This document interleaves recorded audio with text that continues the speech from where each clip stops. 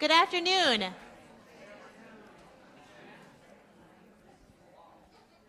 Hi.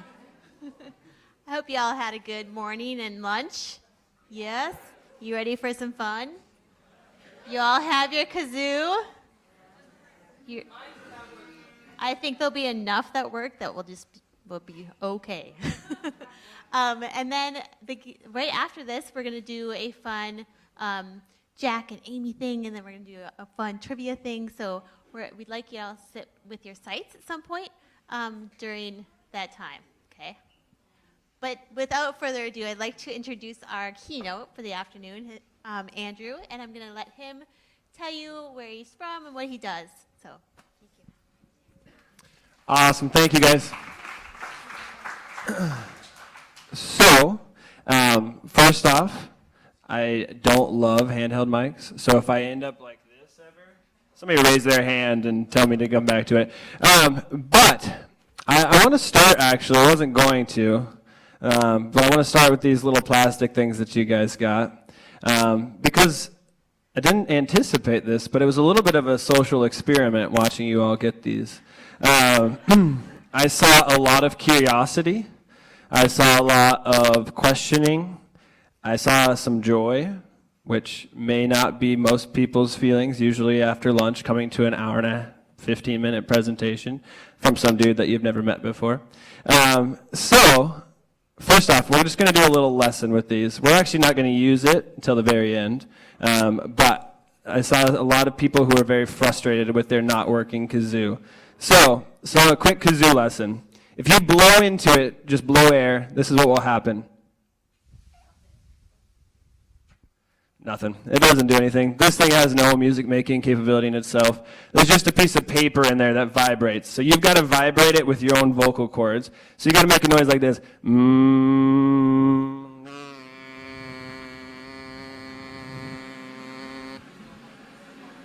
All right, good.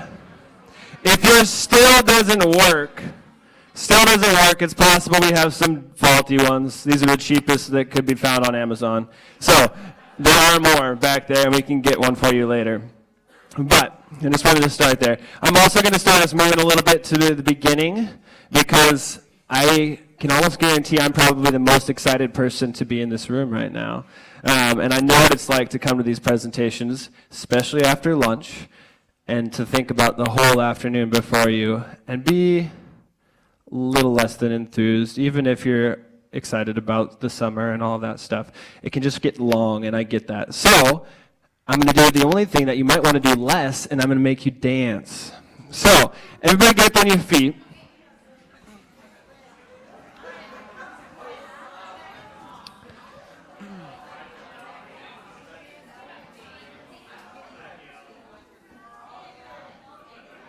All right. It's not going to be too intense.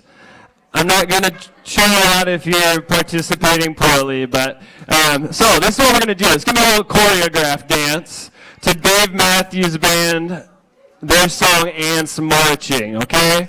So the story, we're going to kind of tell a story with dance here, and the story is we're all going on a picnic. So we should have done this probably an hour ago, but here's what we're going to do. We're going to get in our car, so however you drive your car, if you're two-handed or just really riding it, all right? And we're going to turn to your guys' right. So we're going to turn, and then we're going to honk our horn. Beep, beep, beep. We're going to turn again. Turn, beep, beep, beep. Turn, beep, beep, beep. Turn, beep, beep, beep. All right, now we're back. You should be facing me. And we're going to wave to our friends as we go by. Hey, we're going on a picnic. All right. Now this is the part where you really have to pay attention and have to be good. So I'm going to divide you into 4 groups. We're going to say this corner of the room. Oh, how do I do this? Just right about here. Just, if you got cut in half, pick a side. This side, your guys' line is, are we there yet? All right, next quarter. I've got to go. All right, this group right here, the third corner, you're going to point at the end of the last group, and you're going to say, he's touching me. And then the last group, you're going to point back, and you say, she touched me first. All right, we're going to practice. You guys ready? I'm not going to review again, so you guys ready? Here we go.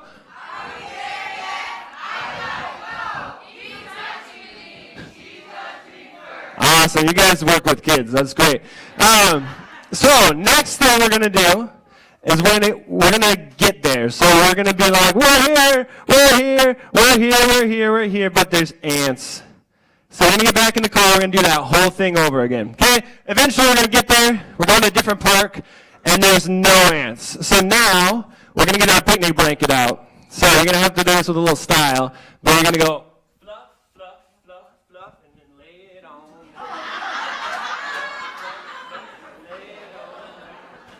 Awesome. And now I can explain why I'm wearing a watermelon tie. Number one reason is because my mother-in-law made it for me. Number two is because it fits this, because we're going to get our watermelons out. And we're going to go chomp, chomp, chomp, chomp, spit, spit, spit, spit. Chomp, chomp, chomp, chomp, spit, spit, spit, spit. Awesome. Now, the ants are going to show up. We're going to be ants. We're going to carry the watermelon. We're going to go this way. So we're hiking it this way. We're going to go 4 counts. Then we're going to turn around this way. All right. And now we're going to have a little ant party. So get your antenna. Now we'll go ant party, ant party. Then you got ants. All right. So it's going to be chaos. Just try to follow me. I may or may not be with the music, so we'll just all do it together. Yep. Beep, beep first. Here we go. Turn. Honk, honk, honk, turn. Honk, honk, honk, turn. Honk, honk, honk, turn. Honk, honk, honk. Wave your friends. All right, you guys ready? I gotta go, he's touching me. She touched me first, over there, yeah. I gotta go, he's touching me. She touched me first, over there, yeah. I gotta go, he's touching me. She touched me first, we're there. We're there, we're there, we're there, we're there. Ants. Now we turn, here we go. Honk, honk, honk, turn. Honk, honk, honk, turn. Honk, honk, honk, turn. Honk, honk, honk, wave. All right, here we go.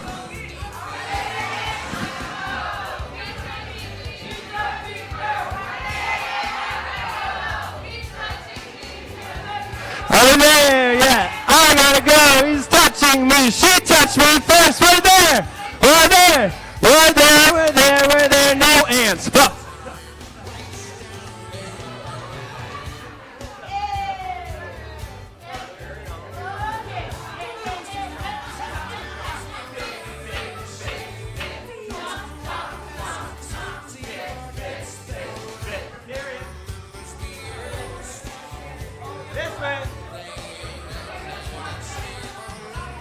Ant party.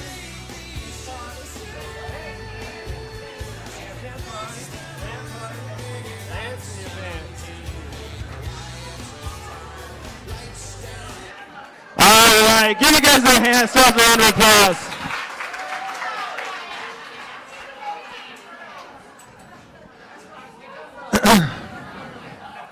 All right, now you can. Now you're awake. Thank you guys. That was awesome. I had fun. I saw you guys smiling. You guys, I think, are my kind of people, so I appreciate that. Let me tell you a little bit about myself. I didn't do that. My name's Andrew, if you missed that part too. I have spent the last 5 years doing what some of you do, working with kids, but I've been a site coordinator in Roseville out of school time, so doing the same kind of stuff, and the year before that, I was in Bloomington. Before that, I was going to college, meeting my wife. So that piece, I have a wife. I have 4 children, 5 and under. A 5-year-old, a 4-year-old, a 2-year-old, and a just 1-year-old. So I have a busy crew at home, and I love it. I love kids, and I never thought, actually, to be truthful, I swore off working with kids when I was young because both my parents were educators. I was in the school all the time. School was what I did and what I was supposed to do, and I was supposed to do well, and I didn't really want any part of it. I was going to be a big business guy. I was all set to go to Pennsylvania, go to Wharton School of Business, and decided I couldn't, and I don't know why. Went to Podunk, Moorhead, Minnesota, went to school, and the rest is kind of history. But I worked with kids because that's what I knew, and that's what it turns out, love doing. But all that being said, I have to give another disclaimer because I'm not the natural, I don't mind being in front of people, but I'm not the natural get up and dance in front of people kind of guy, and I'm also not the normal show-stealing, charismatic, attention-getter kind of guy. I'm pretty serious and still very serious, and I want to say that before I share what I'm going to share, because otherwise it's too easy for you to write me off and just put me in the box as the weird guy and not have to be as weird as I am. Because I think there's something beautiful about children, and that I want to invite us to mimic. And so that's really what I'm here to do today, is when you guys all looked at those kazoos, I watched the child come out of you. Some of you knew what you were doing, but most of you looked very confused. Which end of this do I stick where? And how do I make it make noise?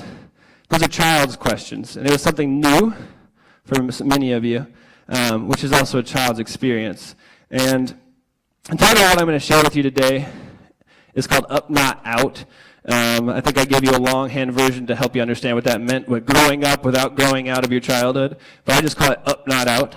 And it's basically a philosophy that says, as human beings, we're born into childhood. And when I say childhood, I don't mean what most people mean. Most people mean a stage of life, that you live that 10, 15, 18 years of childhood, and then you move on to adulthood, and there's a kind of a break, right? It's the way we tend to think of it. I want to redefine that word, and I want to say that it's a quality of life, not a stage. That there's actually a substance to childhood that we're supposed to carry through our entire lives, and yes, become adults, but not leave the other piece behind. So, yes, we want to grow up kids, but we don't want to grow them out of their childhood.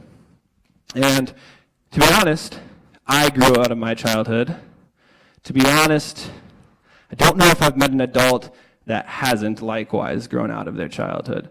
And so I think today gets to be more about us, the next hour, than it does about the kids that we serve. Because if we don't get it, and we don't work hard to reconnect to it, there's no way we're going to protect it in kids.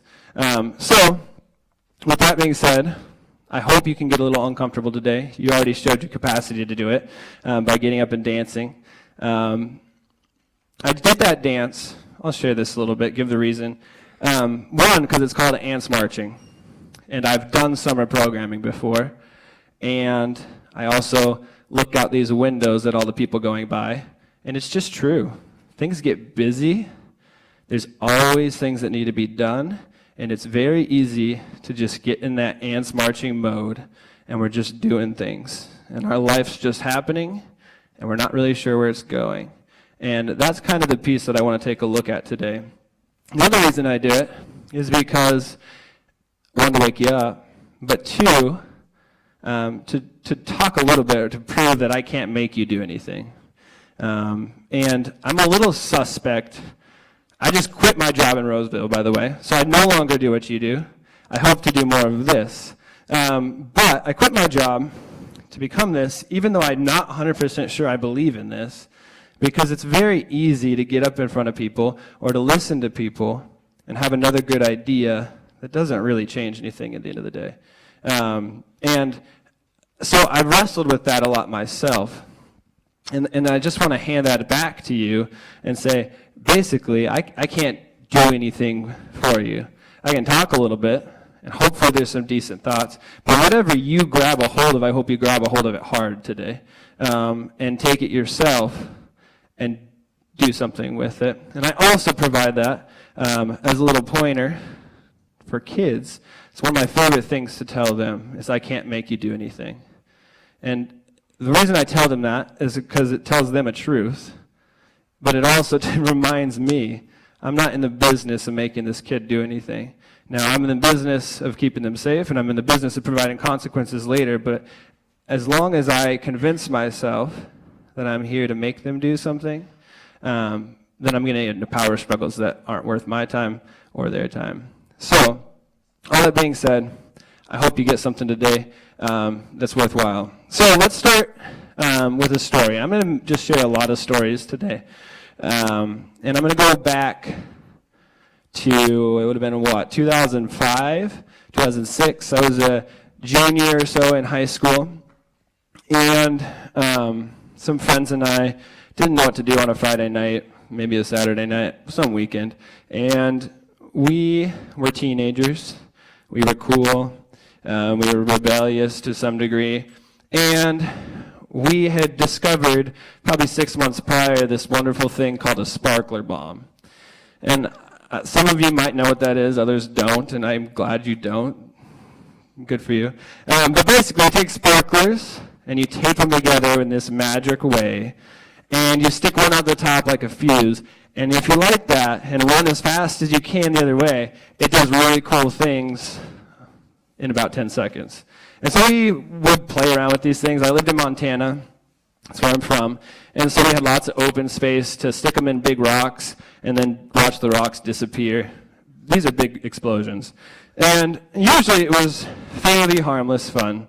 But one night we got kind of bored. We were walking around a neighborhood, just kind of talking, and we had one with us. And somebody said, how cool would it be if we stuck one in there? And there was one of those nice green porta potty deals, right? And at a construction site, this was like, they were just doing they were building a few houses in this subdivision. And so we were like, yeah, that would be cool. And so I somehow got to be the guy who took this thing, lit it, went in there, shoved it down the little urinal hole, and ran as fast as I could the other way. And as I was going like this, I looked back, and that thing blew, and the door blew off the hinges. The top went up. It was like probably the coolest thing I've ever seen that wasn't in a movie. And scared me so bad I didn't even look back. I ran probably a 4-minute mile, got to my car, and just left. Like, it was terrifying. And I share that because it was one of the coolest things I've ever done. I don't recommend it. And I use cool in quotation marks. Very uncool, obviously. But I want to say that, and I've recognized that myself at that state of life, I was where a lot of people are at that state of life. And I wasn't doing drugs, I wasn't drinking, I wasn't doing whatever, but I think I was wrestling with something. And I was in what we call teenage years, which I think are an unnecessary thing. And I think it's created because of this division that we have between childhood and adulthood. And I was the person in the middle who knew I had to make the step, but I didn't know how. I knew I had to be serious, but it didn't feel fun. And so I found a middle ground, and it happened to be illegal, it happened to be whatever. But I've been wrestling over 3 words for quite a while, and they come from the Declaration of Independence. They come from the preamble. We hold these truths to be self-evident that all men are created equal and endowed by their Creator with certain inalienable rights. And among them are life, liberty, and the pursuit of happiness. And if that's an articulation of the American dream, and now Thomas Jefferson didn't invent that, it's not a purely American thing, but I really like those 3 words, life, liberty, and the pursuit of happiness. And I think by blowing up that porta potty, that's what I was looking for. I was looking for a life that I had had in childhood, that I saw missing in adulthood, but I wanted somehow. I was looking for a freedom and a way to express myself that I had had when I was little, but I didn't know how to move into adulthood with. And I was looking for happiness. I was pursuing it in an unhealthy, unhelpful, very messy way. And as I think about those three words, I think people who work with kids get this well, but even those who don't, who's the most alive people around you? Who have the most freedom and liberty? Children. Who pursues happiness and lives happiness most easily? Kids. And somehow we convince ourselves that that pursuit means leaving behind something we, I think, already had for most of us in life. And I get the fact that Thomas Jefferson is talking about also in kind of broad sense that you deserve to stay alive. We need to protect your right to be alive. We need to protect your freedom in civil liberties and all those kinds of things. And you should have a right to pursue happiness and whatever that looks like. But in their very nature as human characteristics, I think there's something beautiful there that children get that we adults don't. And so that's the invitation today, is to get back to that. And for me, this journey began right after it's about 5 years ago. I was the new director of a site working with kids, and I never wanted to be there necessarily. And so I started asking myself, why am I doing this? What's the point? Are we here to just entertain kids? Are we here to bridge the gap for school day? Are we here to just be substitute parents for parents who are off doing other things? Why? I needed a reason. And for me, this became my reason. And it came and it developed for me out of a movie. Some of you might have seen it. It's called The Rise of the Guardians. Who's seen that movie? Okay, not very many. More of you should go watch it, like all of you. This is not Guardians of the Galaxy, by the way, but Rise of the Guardians. It's got Santa Claus, the Easter Bunny, the Sandman, Tooth Fairy, and Jack Frost. Those are the big five in this movie. And the concept is similar to what I'm going to be talking about today, and kind of became a picture for what I'm going to talk about. In this movie, the boogeyman is trying to destroy childhood and steal childhood from the world. And he is embodiment of fear. And on the other hand are these guardians. And one of them is Santa Claus. And he is the guardian of wonder. He says he has big eyes, and he is protecting and releasing wonder into the world. So wonder. The Easter Bunny is an embodiment of hope. And hope in this movie is a childhood characteristic that the Easter Bunny protects. So the Sandman protects dreams, the Tooth Fairy protects memories, and Jack Frost, it turns out in the end, protects fun or play. And so this movie hit me in a really important time of my life as something that I could use as a framework for articulating to my staff why they were here. And what I felt like OST could do. Because to be honest, I didn't want to look like the school day. I didn't want to be driven by external standards, and I didn't want to be overly academic because I felt like kids got enough of that. And so I began to see OST as this kind of stronghold, this bastion that could uplift and hold childhood, and could protect it, and could guard it, and could nourish it. And so me and my staff and my leadership and the Roseville district to some degree as a whole started talking about these ideas and how can we implement this? How can we take on this title of guardians? And one of the first mission statements that we created then was to plant memory seeds of wonder, hope, dreams, and fun. And so we began to think about ourselves literally as gardeners as we planned our activities and as we played our games, that we were going to intentionally build these things to be memories later that would remind kids of hope, wonder, dreams, and fun. So that's where this all began. I'm going to share as much with you as I can. Probably not all of what I would like to share. We only have about 40 minutes left. So I'm just going to start kind of unpacking those 5 things. I'll start with hope. Hope, as I want to define it for you guys, is just an expectation of good. It's the general belief that world's going to give me good things. I recently designed, so we'll just talk about this. I designed a game to teach kids hope, and this is kind of, I want to just start to get you thinking along these lines.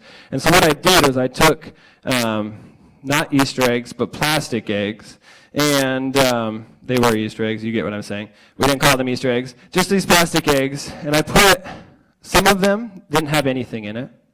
Some of them had a little treat in it. Some of them had a kazoo in it. Some of them had a piece of paper that said free movie. Some of them had, and it increasingly got bigger and bigger. And I hid those all over. We have kind of a wooded area at our school. I hid them all over the school. And I talked to the kids about this, and I said, all right, today we're going to have a lesson in hope.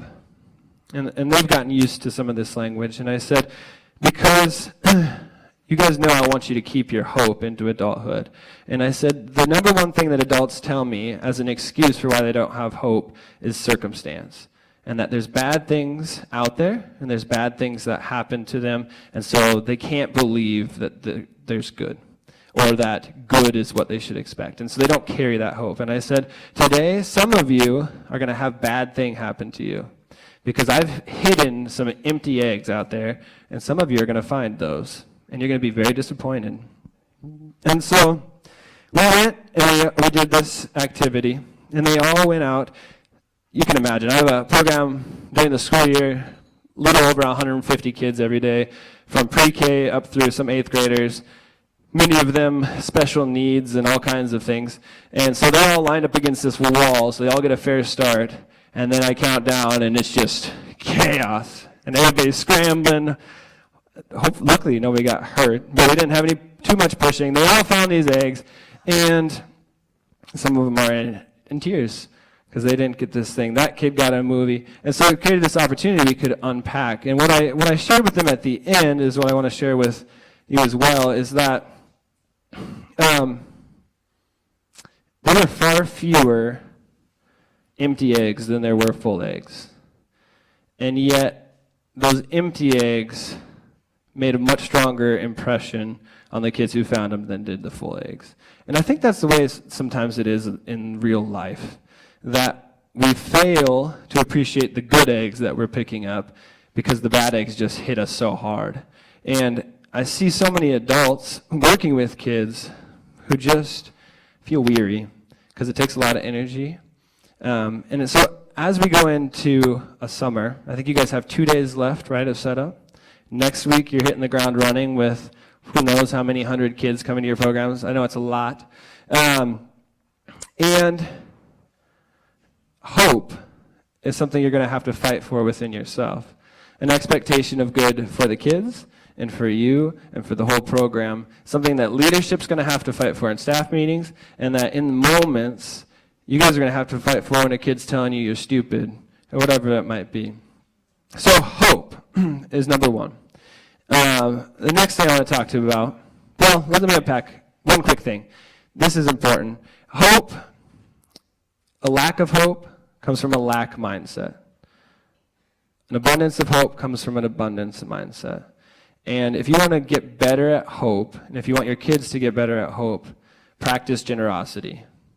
I think it is the number one thing that will unlock hope in your life and unlock hope in kids. So whatever you can do to figure out how to get your kids at school to be giving things to each other, to other people, to their parents, that's going to strengthen their hope. And if you feel like you don't have hope, start giving stuff away.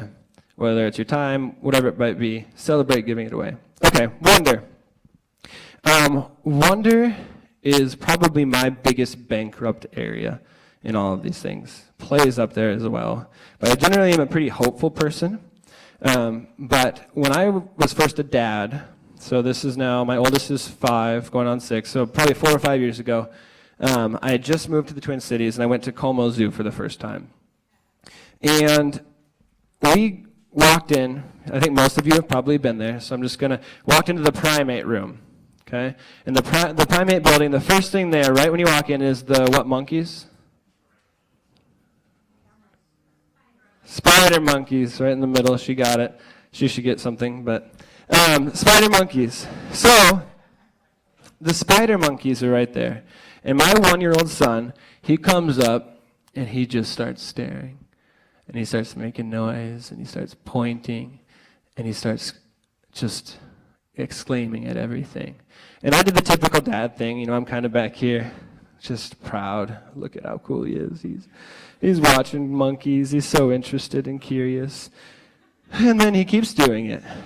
And I'm looking at my watch, and I'm pulling out my cell phone, and I'm looking at the zoo map and being like, oh, God, this is going to take forever if we're here like this the whole time.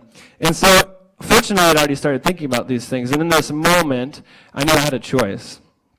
I could do the typical dad thing, the thing that I really wanted to do, which would be like, oh, look at this monkey. Let's go. And move on to the next thing, or I could choose to engage in these spider monkeys. And so I chose to do that. And so I got down there, and for the next hour, I was amazed by spider monkeys, probably for the first time in my life. I began to appreciate so much the way their tails curl, and I noticed the way that they would care for each other and pick, bugs out of their hair. And my kid became a gateway for me to rediscover something that was should have been a part of who I was. And we didn't do anything else that day at the zoo. I think we might have walked through the primate building, but we didn't see any of the rest of it. And, it was my favorite day I've ever had at the zoo because it helped me discover, and I use that word, a bankruptcy, a complete lack in myself for amazement at the world. Our typical adult phrase is, I've seen it. There's nothing new. As I encourage my staff and as I encourage pretty much anybody I can talk to explore wonder, like be amazed at the world, everybody's like, there's nothing new in the world for me anymore. And one, that is such a lie.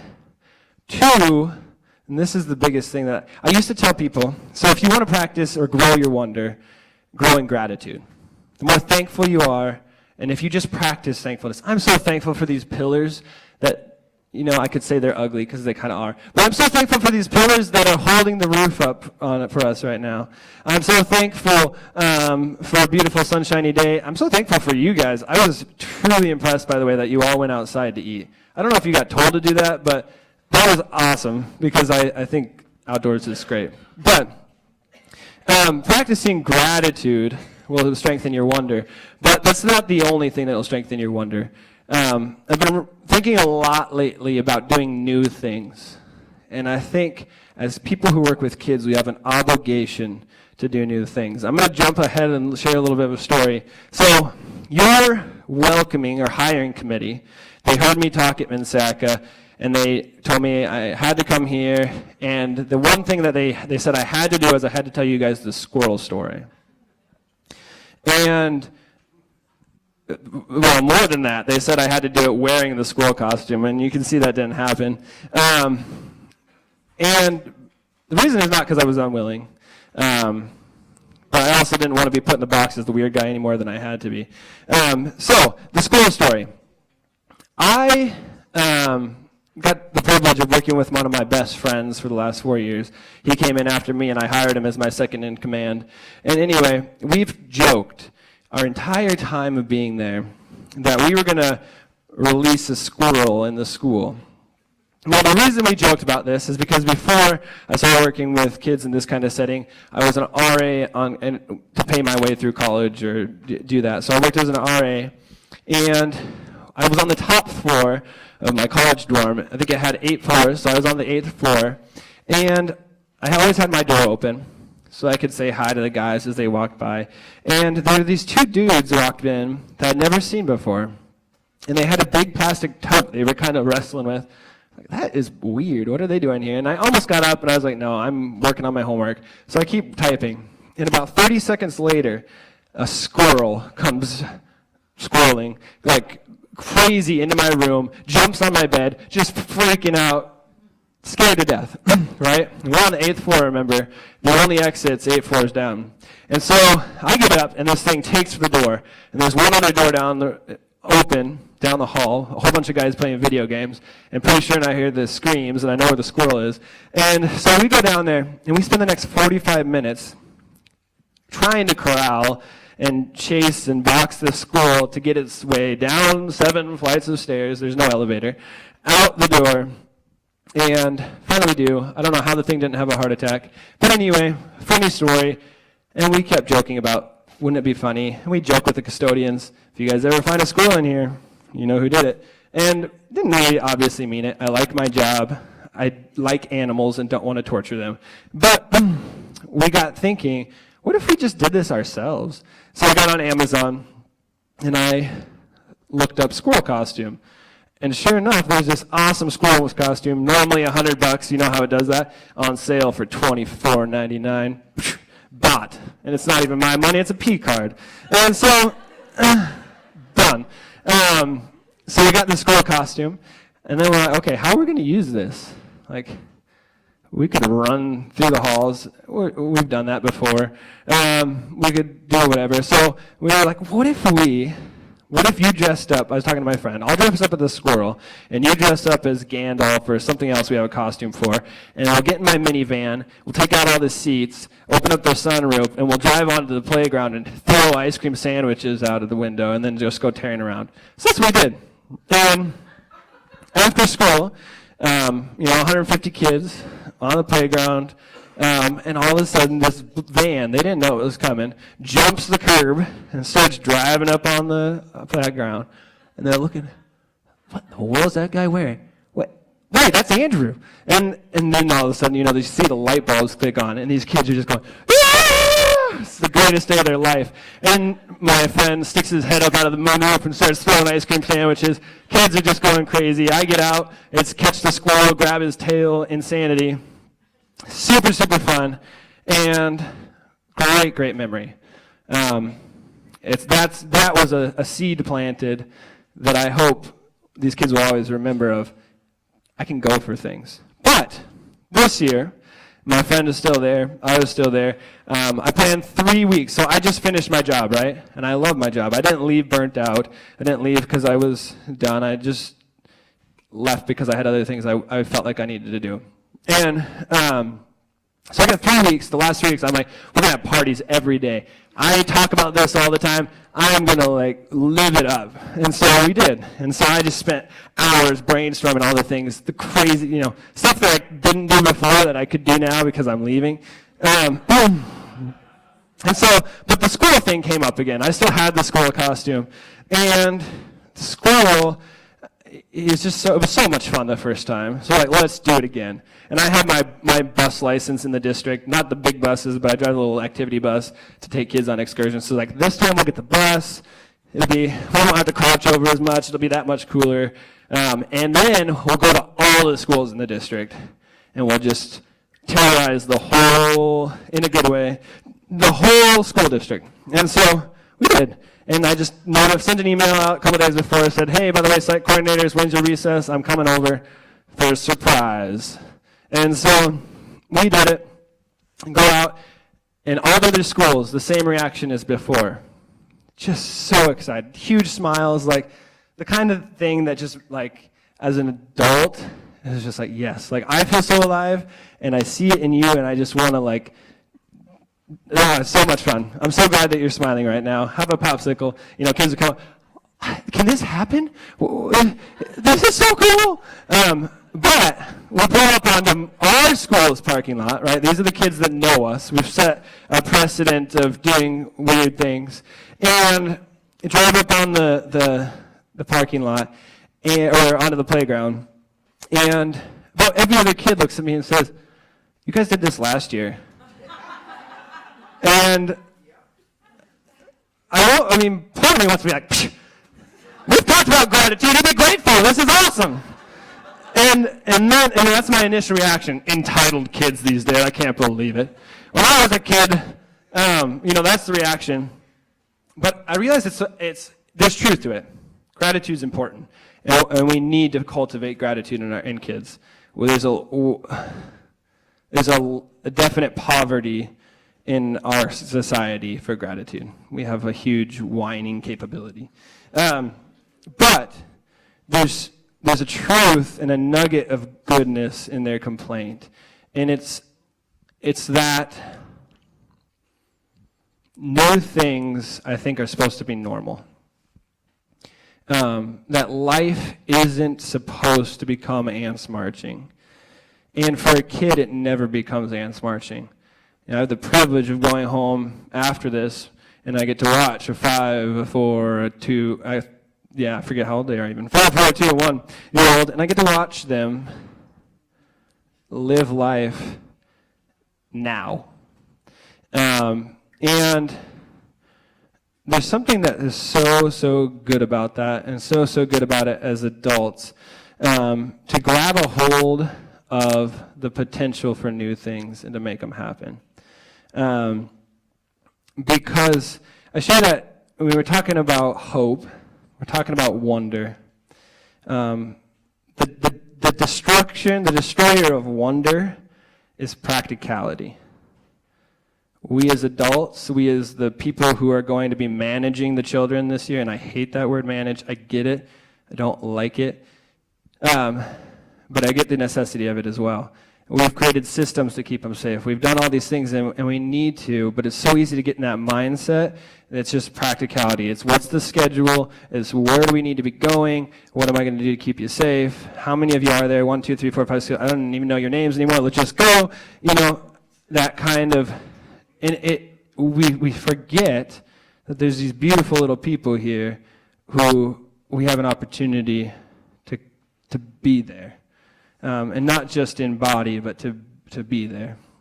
And so the flip side of practicality is beauty, and just training your eye to see beauty. And what happens when you do that is you start to be a dreamer, and you start to do things like getting a squirrel costume and running through the schools. You start to just have ideas because you become open to the possibility of a moment. And I used to talk about, when I first went to college, I wrote an entrance essay or whatever. I said, I'm a dreamer. I dream big and I achieve big. And I was thinking about dreams as this kind of like lofty, futuristic thing, and I think it's a real deal. Martin Luther King had a famous dream we're still working to fulfill, and it's a beautiful dream. We need those long vision dreams. We've got to have them. There's another kind of dream, which is so that I call building dreams. Those are dreams that are moving us as a society along from point A to point B, and it's huge. I hope Up Not Out for you, the concept can be a building dream. It can help move you from point A to point B, and they're good.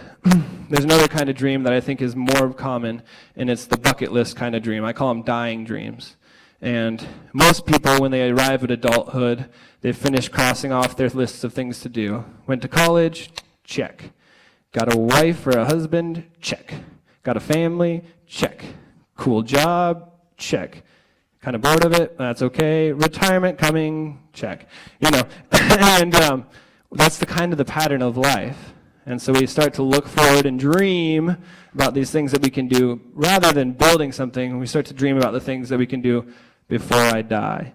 Those aren't bad things. I have things I want to do before I die, but I don't think it's what we were supposed to end at. And there's a third kind of dream that I call freedom dreams or playful dreams. And that's the kind of dream that takes a moment like this and says, what if we give everybody a kazoo? And we'll do that here in a minute. It's the kind of thing that says, okay, I've got you 10 kids, and I'm supposed to get you from here up to the other part of the school. And we can't run. We're supposed to be quiet. So I got options. I could tell you either be quiet, stay in line, if somebody talks, that's it. I could do that kind of thing. Or I have this moment, I could say, okay, you know what? We can't run. but we can skip. And guess what? If we're quiet, then we can sing too. And we just do something like that in a moment. And it takes a walk from point A to point B, and it makes it a memory, a moment that won't ever be forgotten. And that's the kind of dreaming that I want to inspire you to today. So, we've got hope, we've got wonder, we've got dreams. And to me, those are the embodiment of what life is all about. We've got life, liberty, and the pursuit of happiness from Thomas Jefferson. To me, the substance of life is hope, it's wonder, and it's dreaming. It's being here right now. The other piece of that, then the next word in Thomas Jefferson's thing is liberty. And for me, I've added this element, so freedom. That I have the capacity to be me in this moment with these people. I'm not thinking about the future. I'm not thinking about the past. I'm just here. And that, I think we all know kids get. And they live it because they don't have responsibilities. They live it because they don't have some whatever else. And as adults, it's so easy to write it off and be like, well, they don't have to pay the bills. They don't have to do any of those things. And so that's why we leave freedom at the door. But I'm really challenging myself to reconnect and to try to figure out, okay, how can I live free? How can I not only be civically free, but also just free? And I'm training myself to do that. And that's kind of the spirit I want you to hear in all of this is you're going to have to work. You're going to have to train if you want any of this stuff. But I went actually just down the street, Brave New Workshop. Has anybody ever been there? Brave New Theater. Yeah, Brave New, whatever they call themselves. Anyway, awesome improv theater. I've never been to one of their shows, but they do trainings. And so I went to one of their full-day trainings, and when you go there, you start to sit down and you start to introduce yourself. Yeah, hi, I'm Andrew. I work in out-of-school time in Roseville schools. Hi, yeah, I am the marketing director for all of 3M. Oh, and what do you do? Well, I'm oversee everything for the Minnesota Vikings. Oh, okay. So anyway, that's the kind of the environment. So I'm feeling very, very small, and but the message there that they're communicating, that I'm going to share with you, is they're an improv theater, and they believe improv is what life is supposed to look like. And they believe that improv is what great business looks like. It's what the way the solutions for every world problem we have come from is the ability to connect with here and now and to improvise with what we've got. And so anyway, I share this story because it's amazing how scared we adults are of lack of control. You take these people who are very, very successful, which usually means very, very good at having control, and you tell them that they're going to play a very simple improv game, and you can watch the terror in everyone's eyes.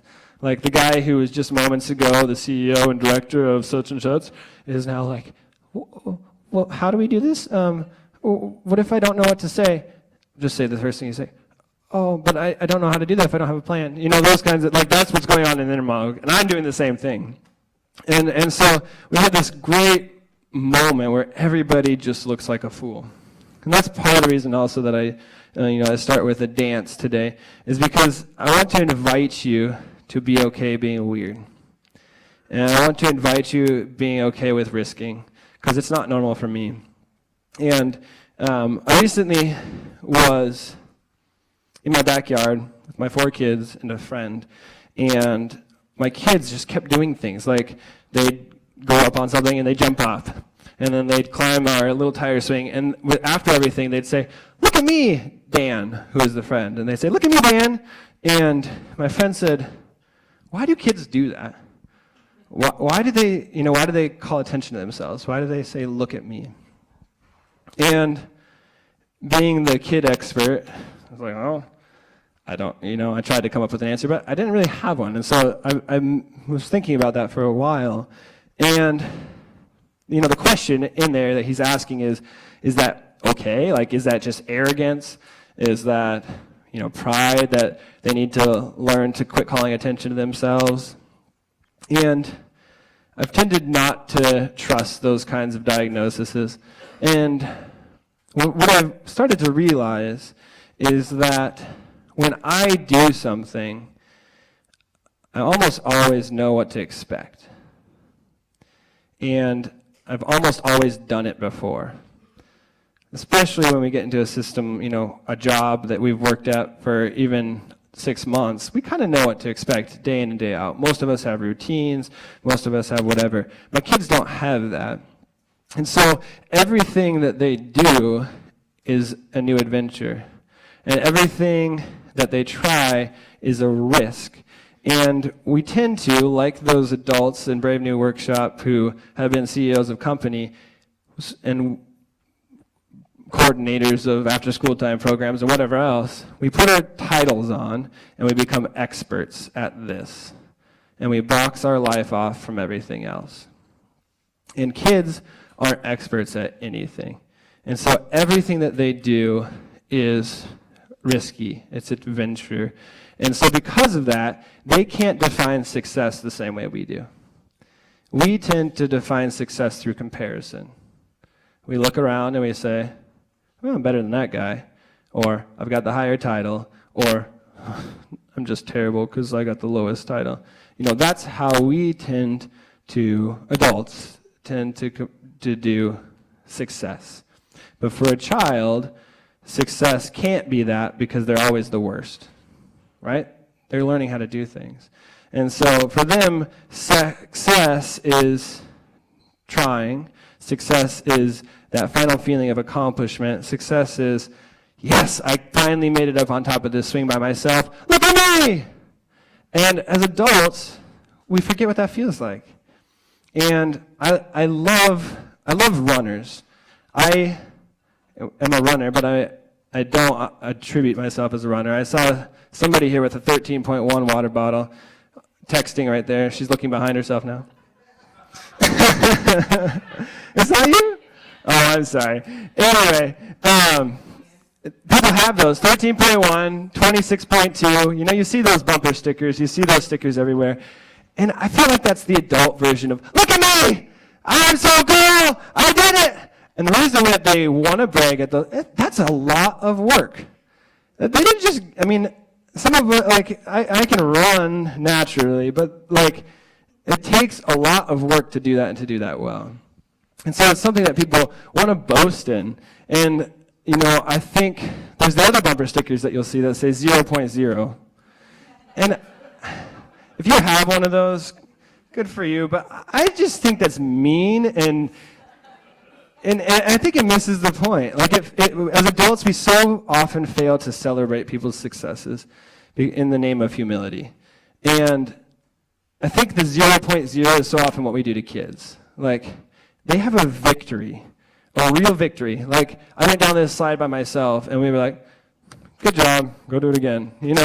There's a moment there that they just accomplished something. It's 26.2, I ran every step of it. And they're like, well, 0.0, I'm going to sit down here and watch football. And I think that ability to risk and to fail and to define success by hard things is really the difference between life engaged and life by my phone schedule.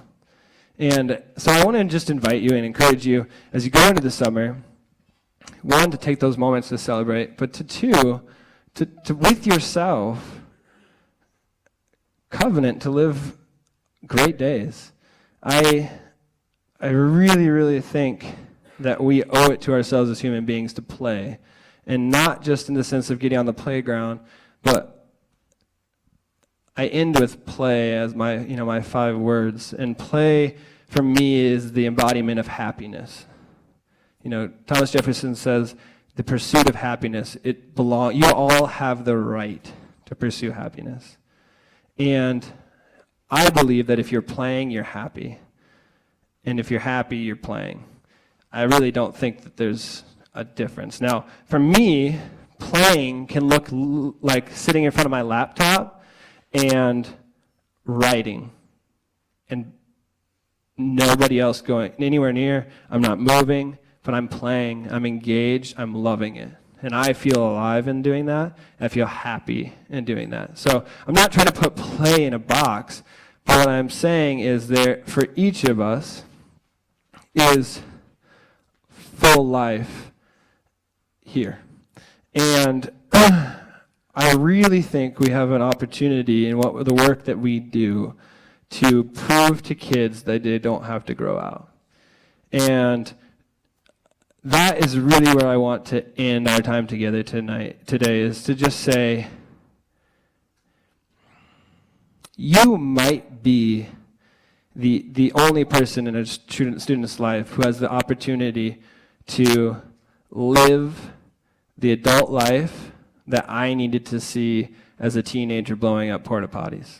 Like, I didn't have a vision for an adult that could still play, that could still live life well and full and happy, and yet at the same time be responsible and safe and all those things. Because we have both extremes, right? We have the crazy Uncle Ted who just goofs off all the time, doesn't know how to hold a job, is just a bum, right? And we love those crazy uncles, but we don't want them to be our dads because we don't want them to be in charge of us because they're not safe. And we have the other end of the spectrum, the super serious, coordinated people who get everything done and are just super boring. And we don't have many people who figure out a way to grow up without growing out. And so that really is my call, is where do you as an individual need to reconnect to childhood as a quality of life? Do you have hope? Do you have wonder? Are you a dreamer, like in this moment right now? Are you free? Are you having fun? And if any answer to any of those questions is no, then do something about it. Like, figure it out. You are in the best job. Like, you are the most privileged people in the world. You might not make the most money, but you every day go to work with people who have the American dream. They have life, they have liberty, and they have the pursuit, they have happiness. Like, they've arrived at the destination, and they are there waiting to teach you. And so, are you going to learn? That's really the question. And how do I want to crash land this thing? That's the question. And I have to so that's all not growing out, right? It's the importance of not growing out. And the other piece is growing them up. And that's something I firmly believe in. I don't want you to walk out of here and be like, woo-hoo, we're just throwing up craziness all the time. Kids need to grow up. They need to learn, but they need to do so in a way that can be free. And I'm going to give you a couple of just quick tools, quick things to get started. And then we're going to do our kazoo activity, and I'm pretty much out of time. So, quick 5-minute tangible tools for your summer. The first, I call 3 great scenes. And every day for the last 3 years, I've gotten up every morning, and I've done the same exact thing, pretty much the first thing I do. And I have never been a journaler. If you are, awesome. I'm not. But I found out that I like film. I'm not a huge film guy. I don't go to movies, but I appreciate it. And the definition of a great film in Hollywood, the kind of the standards, the way they talk about it, is if it has 3 great scenes and no bad ones, it's a great film. And so I said, okay, I want to live a great day every single day. And I want my program to be great every single day. And so where are my 3 great scenes, and how am I working to have no bad scenes? And so that's what I do every morning when I wake up. I review the day before, and I say, what were my greatest scenes? And I rejoice, and I give thanks for those things. Yesterday, right now, my wife's gone, so I'm at home with the 4 kids, just me all day, and it's super fun.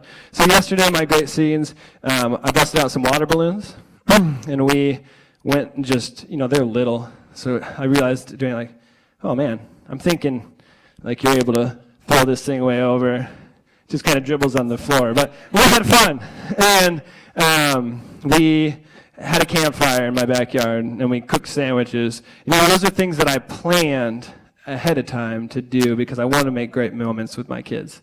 And we have that same opportunity at school. And not only that, but I wanted to live great life. So I invite you, get a 50-cent notebook. I'm sure your bosses have stacks of them at the school. Just steal one. And every day, sit down and write out 3 great scenes. What did you do? And start to give thanks for those things. And you'll find yourself in the moment making things happen that you wouldn't have made happen before. Because suddenly, not only are you appreciative of it, not only are you being intentional, but now it's in the back of your head, and you're like, this is an opportunity, we're doing it. And you start taking risks, and you start living more, and suddenly you find yourself recording great scenes that you didn't plan. Because suddenly you're a person that makes great scenes, doesn't have to plan them. But to start, you have to plan them. And so that's the first tool. Second tool is, well, you know what? Looking at the clock, we don't have time for more tools. Live great scenes. We're going to just stop there. We're going to have one right here. So I want everybody to pull out your kazoo now. I want to honor your guys' schedule. So pull out your kazoo. I should probably get mine too. Thank you. All right. So I'm going to give instructions first. And does anybody need another one? If so, this awesome gentleman has got some. What we're going to do is I want you to think about right now the one thing that you can take away from what I share. Because again, if I'm just here to just share for myself, I like the things that I think. Not everybody does. But grab something that you can take and that you want to do something with going into this summer, that you're going to be in 4 days, 5 days, you're going to have a whole bunch of kids looking at you, and you want to do this. And what we're going to do is we're going to blow our trumpets, okay? They used to do this in way back when, right? Warfare, just like blow their trumpets really loud to intimidate. That's kind of the idea that I have in mind. So what we're going to do is we're just going to blow them as hard as we can, as long as we can. You only get one breath. Okay? So remember, fat end in your mouth. Fat end in your mouth. Once you run out of air, just stop. Just be quiet. All right? We're going to see who's got the biggest lungs in this room, too, at the same time. All right, so I'm going to do the little, and then you guys do the as loud and as long as you can. Okay, here we go.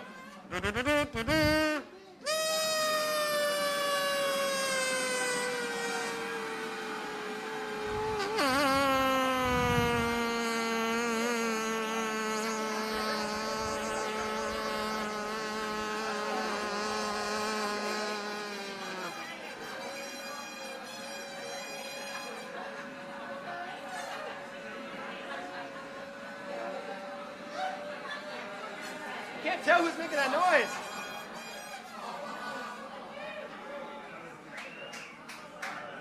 All right, so real quick, I'm actually going to prove a point with this. So there we go. I don't know if some people cheated or if some people were making just noises or what happened. But now we're going to remember our 4 groups. Okay, I want you. We're all going to play after, 10, this group's going to play first. Then count to 10 and the second group play. Count to 10, the third group play, fourth group play. You guys, once the second group plays, you can take a 10-second, just catch your breath, and then get back into it. Okay? We'll just keep going like that. Okay, you ready?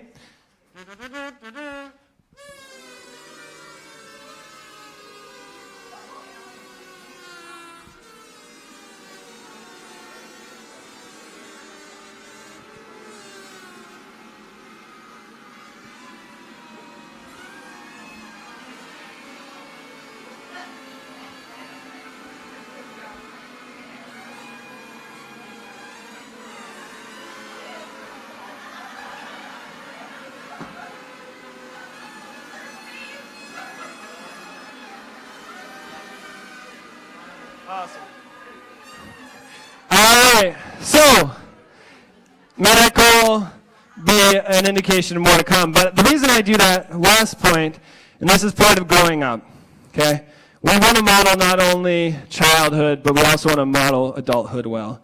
And you guys have a very busy summer ahead of you. I know what it's like. It can be crazy.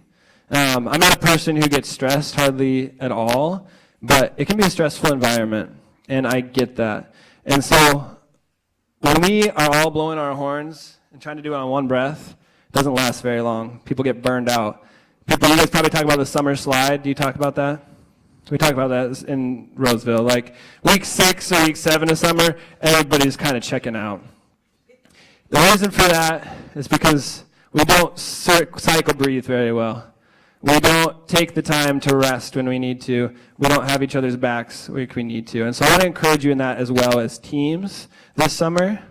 Part of children is that they also live healthy lives. They don't live stressed. And so we also need to model that piece. And so if you feel it, take a break and have somebody step in for you. And not only that, when we're talking about going after childhood and being more fun and making greater scenes, it can feel overwhelming. It can feel like, I'm just one person. What does it matter if I make this one great scene for this kid today? And the reality is, if we do that in shifts, there's 30 people at your specific site. If each of them make one great scene a day with 10 kids, the capacity for impact is much, much greater. And so don't think just from your own perspective. Think from the team perspective. Have each other's back. Have a great summer. I know what you're getting into, and it's exciting, and it's fun, and it's really important work. So thank you guys for doing it.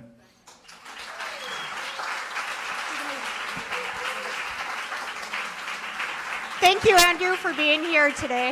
It was great. Thanks.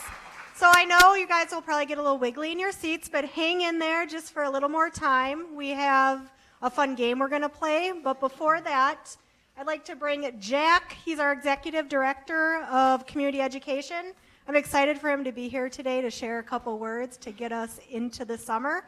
After we're done, Lindsay's going to pop up, say a couple words. We're going to play a game, and we're going to go on to the next.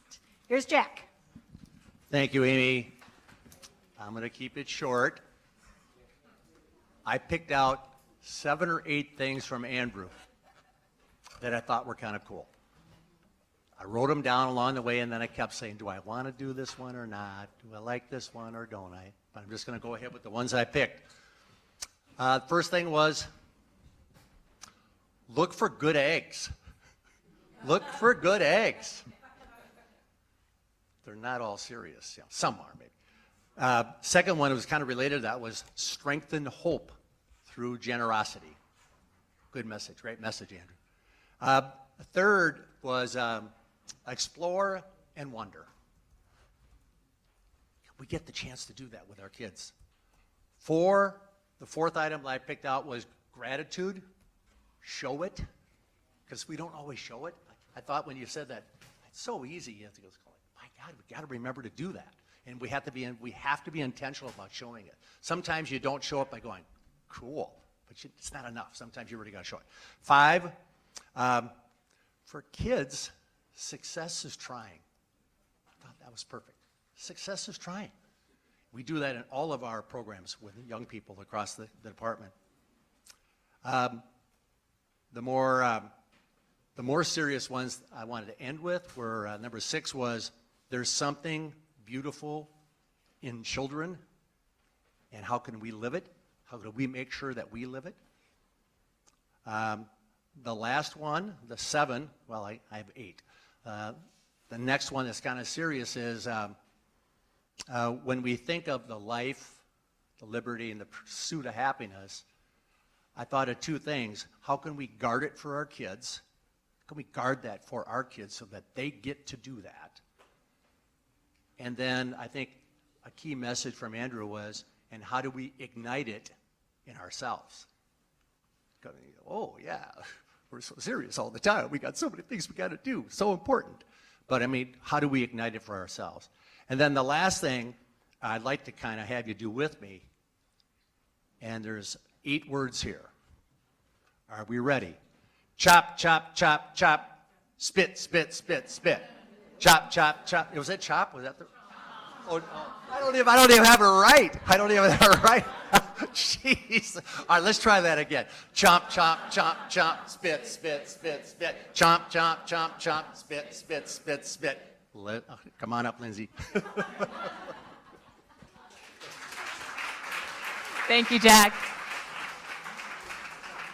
Before we move on to our last formal activity of the day, I wanted to kind of lay out what you can expect in